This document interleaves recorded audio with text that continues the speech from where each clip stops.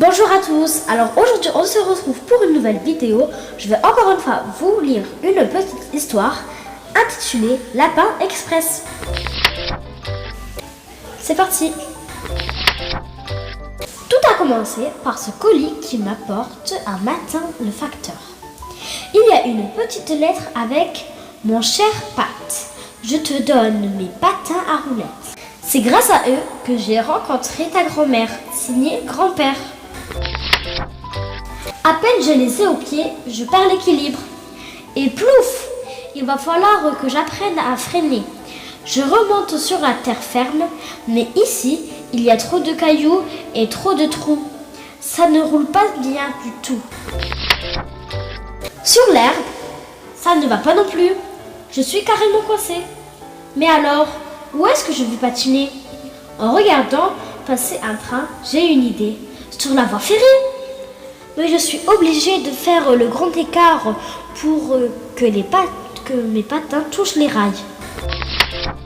Il paraît que les trains qui passent dans cette gare vont à Paris. Je monte, le train est presque vide. Il se remet en marche et roule lentement. Lentement, lentement. Lorsque j'arrive à Paris, il fait nuit. Comme le soleil lisse par ici. Qu'est-ce que ça roule bien! Tiens, encore une belle piste.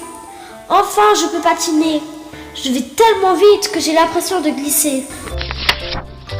Je parcours la ville par toutes sortes de passages, étroits ou larges.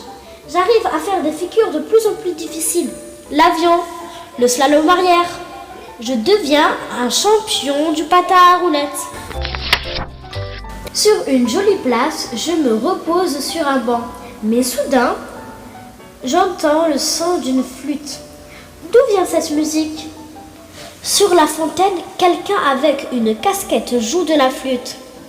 En m'approchant, je vois une jolie minette. Elle continue à jouer sans me regarder. Elle n'a pas de casquette, mais de très jolies petites oreilles de musicienne. Et c'est comme ça que je rencontre la mine. Elle est d'accord pour qu'on joue tous les deux. Je lui passe un de mes patins.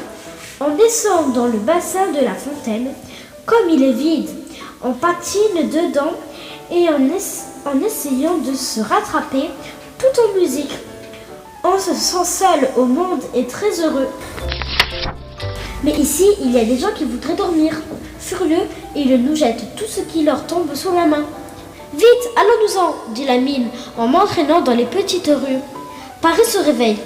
On entend des sirènes de police.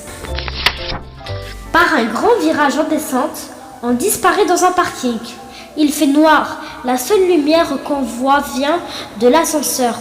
On fait comme tout le monde pour ne pas se faire remarquer. Quand les portes de l'ascenseur s'ouvrent, c'est la bousculade. La foule nous sépare. Je crie « La mine, la mine !» Elle me répond « Pat, je suis là !» J'entends sa voix, mais je ne la vois plus. Sans comprendre comment, je me retrouve dans un métro. Les portes se ferment. « La mine, où es-tu » Puis la foule m'entraîne dans un escalator. Je reconnais la gare où je suis arrivée. Les gens courent pour attraper le train et me bousculent. Mais par-dessous le wagon, je vois « Oui, la mine !» Elle court sur le quai d'à côté. Je traverse le train pour l'appeler, mais le quai est vide. Où est-elle passée? Peut-être qu'elle m'a vue et qu'elle est montée dans le train, elle aussi. Je regarde dans tous les wagons, pas de mine. Un haut-parleur annonce le départ du train, mais un gros bonhomme m'empêche de sortir. Trop tard. Le train file vers la campagne. J'ai peur de ne jamais revoir la mine. À ce moment, je suis très triste. Dans les virages, on voit tous les wagons du train. Tout à coup, derrière une fenêtre, j'aperçois une silhouette grise avec deux oreilles. Je me précipite pour la rejoindre. Pourvu que ce soit elle! Mais non, c'est un contrôleur avec une vraie casquette. Il me barre la route. Il n'a pas du tout l'air content. Hé, toi, le lapin, viens ici! Je m'enfuis en laissant tomber mon patin. Le contrôleur me poursuit.